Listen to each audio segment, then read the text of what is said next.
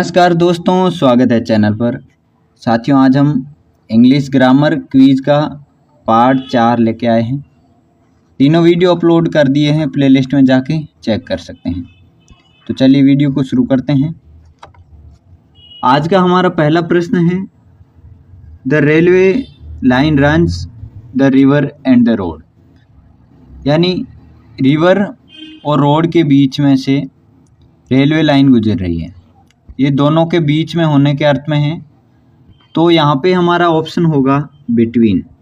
जब दो चीज़ों के बीच में कुछ स्थित होता है तो उसके लिए बिटवीन का प्रयोग किया जाता है। बिसाइड जब पास में स्थित होता है उसके लिए होता है। अमोंग दो या दो से अधिक के बीच में होने पे अमोंग होता है, और थ्रू किसी से होकर गुजरने में थ्रू का प्रयोग किया जाता है। इसके बाद हमारा दूसरा प्रश्न है, there is hardly problem of that unsettled him. तो यहाँ पे हार्डली एक नेगेटिव वर्ड है, तो यहाँ पे हार्डली के साथ में एनी का प्रयोग किया जाएगा, क्योंकि नेगेटिव वर्ड के साथ नेगेटिव वर्ड का प्रयोग किया जाता है। तो हार्डली के साथ में एनी का प्रयोग किया जाएगा। अब हमारा तीसरा प्रश्न है ट्रांसफॉर्मेशन से रिलेटेड। तो सेंटेंस दिया गया है,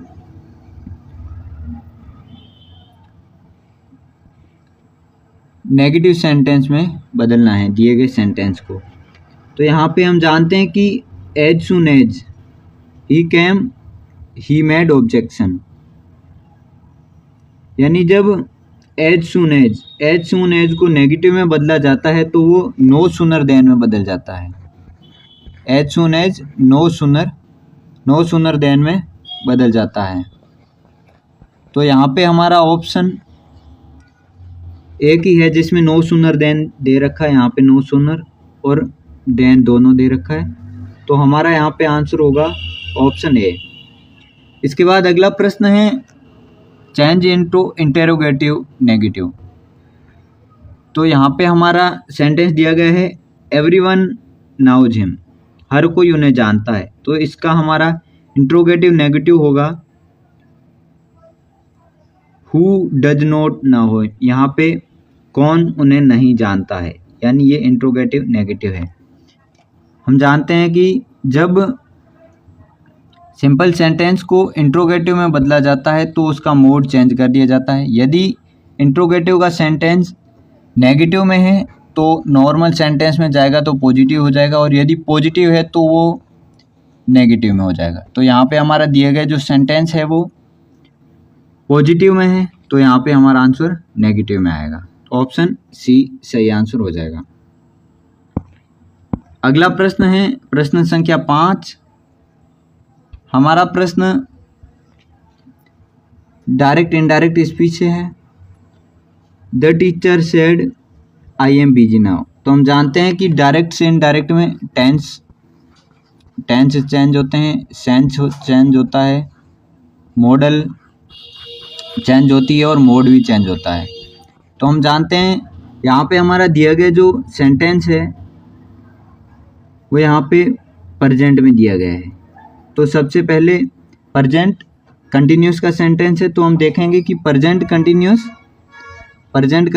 पास्ट कंटिन्यूस में चेंज होता है। तो यहाँ पे हमारा पास्ट कंटिन्यूस का सेंटेंस ये प्रेजेंट में दे रखा है, ये पास्ट में दे रखा है, लेकिन पास्ट कंटिन्यूस चाहिए हमें। तो यहाँ पे हमारा ऑप्शन होगा ऑप्शन बी, क्योंकि नाउ को जब इनडायरेक्ट में बदला जाता है तो नाउ का देन हो जाता है। तो यहाँ पे हमारा एक ही ऑप्शन है जहाँ पे देन दे रखा है, तो हमारा ऑप्शन बी जो है वो सही हो जाएगा।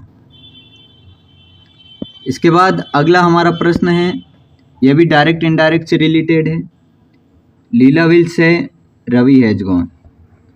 तो यहाँ पे विल से का मतलब है ये वाकई फ्यूचर में है, और कल पार्ट 2 के वीडियो में जब हमने आपको बताया था नियम, जिसमें यह है कि यदि सेंटेंस फ्यूचर में दिया गया है तो हमारा सेंटेंस में किसी भी प्रकार का चेंज नहीं होगा, तो हमारा सेंटेंस एज इट इज रहेगा, न कि had gone has gone, had gone और वाज गॉन। तो हमारा ऑप्शन बी सही हो जाएगा। यानी जब सेंटेंस फ्यूचर टेंस में दिया गया हो तो उसमें किसी भी प्रकार का बदलाव नहीं किया जाता है, जब सेंटेंस फ्यूचर और प्रेजेंट में दिया गया हो तो। अगला हमारा प्रश्न है प्रश्न संख्या 7वां। यह हमारा एक्टिव पैसिव वॉइस से रिलेटेड है। They are preparing the paper now.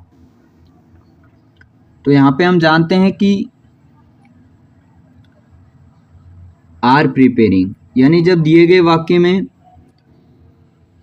इसमें BT3 का प्रयोग किया जाता है, यानी कि ट्रांजिटिव वर्ब भी थर्ड फॉर्म का प्रयोग किया जाता है। तो हमारा यहाँ पे आंसर हो जाएगा, क्योंकि जहाँ पे टेंस चेंज कर रखा है वो ऑप्शन ऑलरेडी कट जाएंगे। यहाँ पे 2 है जिनमें टेंस चेंज कर रखा है, तो यहाँ पे हमारे ये 2 आंसर नहीं हो सकते। इसके बाद हमारे 2 ऑप्शन बचे। The paper is being prepared by then, the paper is prepared now. तो यहाँ पे हमारा आंसर हो जाएगा ऑप्शन ए हमारा आंसर हो जाएगा। इसके बाद अगला हमारा प्रश्न है one who rights poem is एक जो कविताएं लिखता है उसको क्या कहते हैं? तो जो कविताएं लिखता है उसको पोइट बोलते हैं। नॉवेलिस्ट जो उपन्यास लिखता है, नॉवेल लिखता है, उसको बोलते हैं नॉवेलिस्ट। और राइटर जो स्टोरीज ऐसे लिखता है उसको राइटर बोलते हैं। इसके बाद अगला हमारा प्रश्न है टेंस से रिलेटेड है। तो यहाँ पे हमारे इस प्रश्न का आंसर होगा एट दिस टाइम टुमारो, यानी ये फ्यूचर का सेंटेंस है। हम जानते हैं कि फ्यूचर का सेंटेंस फ्यूचर और प्रेजेंट के साथ ही जुड़ता है। तो यहाँ पे एट दिस टाइम टुमारो यानी कल इसी समय, यानी हमारा दिया गया सेंटेंस फ्यूचर कंटिन्यूअस में है। तो यहाँ पे हमारा ऑप्शन होगा वी विल बी वॉचिंग, हम देख रहे होंगे, यानी फ्यूचर कंटिन्यूअस टेंस आएगा। इसके बाद अगला 10वां प्रश्न है, ये हमारा ग्लोसरी से रिलेटेड प्रश्न है। यहाँ पे प्रतिनियुक्ति का इंग्लिश में शब्द पूछा है। तो प्रतिनियुक्ति के लिए डेपुटेशन शब्द का प्रयोग किया जाता है। डेपुटेशन प्रतिनियुक्ति। रिप्रेजेंटेटिव होता है प्रतिनिधि। अपॉइंटमेंट यानी नियुक्ति। सब कमीशन यानी ये संघ के लिए होता है। इसके बाद अगला प्रश्न है इन्फ्लेशन का एंटोनिम यानी विलोम शब्द। तो यहाँ पे हमारा होगा डिफ्लेशन। इन्फ्लेशन को कहते हैं महंगाई या मुद्रास्फीति, और डिफ्लेशन यानी अपस्फीति। इसके बाद अगला प्रश्न है प्रश्न संख्या 12। She said let us go for a walk. इसको हमें इनडायरेक्ट में चेंज करना है। तो हम सबसे पहले देखते हैं कि डायरेक्ट इनडायरेक्ट में टेंस चेंज किया जाता है। तो हम देखेंगे यहाँ पे जहाँ पे टेंस चेंज नहीं किया उनको काट देंगे। तो यहाँ पे दोनों में नहीं करा है। लेकिन हम जानते हैं कि जब लेटस होता है तो लेटस का प्रयोग एज ए सजेशन किया जाता है।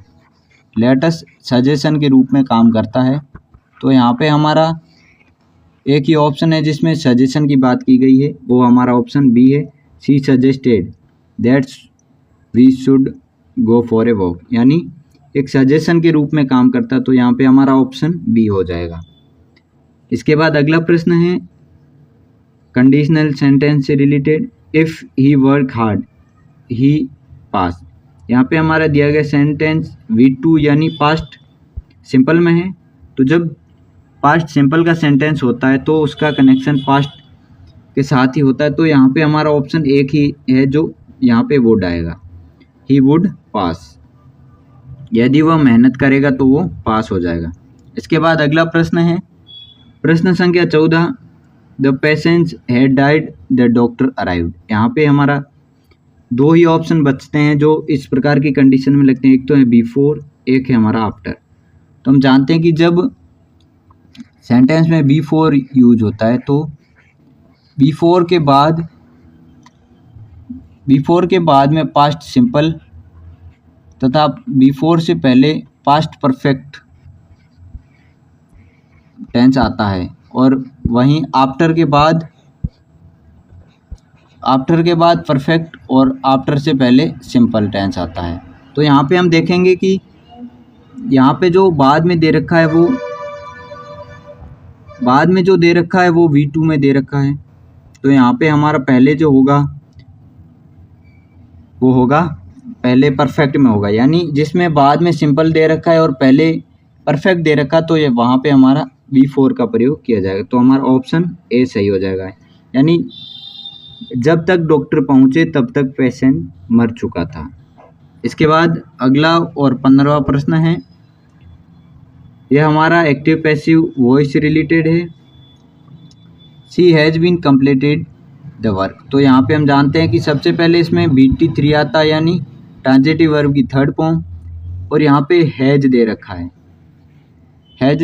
तो हमारा हैज के साथ में बी की फॉर्म आती है बीन, हैज बीन, और वर्ब कंप्लीटेड थर्ड फॉर्म ही दे रखी तो कंप्लीटेड। तो यहाँ पे हमारा पहले ऑप्शन में हैज दे रखा लेकिन बी की फॉर्म नहीं, ये नहीं होगा। दूसरा पास्ट टेंस में है, ये नहीं होगा। तीसरा हमारा हैज बीन और वर्ब की थर्ड फॉर्म भी दे रखी। तो यहाँ पे हमारा आंसर होगा ऑप्शन सी, चौथा प्रेजेंट सिंपल में है। तो इस प्रकार आज हमने 15 प्रश्न पूरे कर लिए हैं। उम्मीद है वीडियो पसंद आया होगा। वीडियो पसंद आया तो लाइक करें, शेयर करें, सब्सक्राइब करें, और सभी वीडियो देखने के लिए अपनी प्लेलिस्ट में जाके चेक ज़रूर करें। धन्यवाद। जय हिंद, वंदे मातरम।